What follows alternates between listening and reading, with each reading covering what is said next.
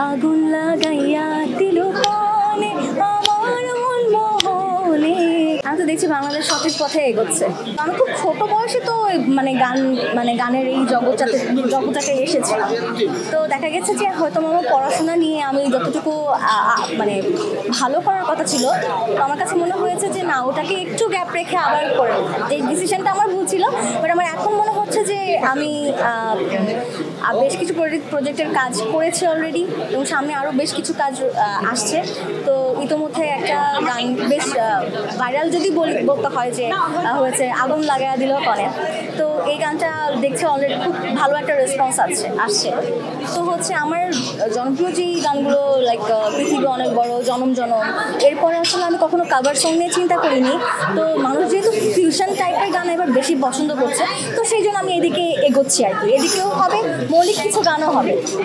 TikTok আসলে আমি ওভাবে ইউজ করি না এখন, তারপরেও যতটুকুই করি না কেন মানুষ আসলে পছন্দ করে, এটা আমার আসলে কিছুই করার নেই।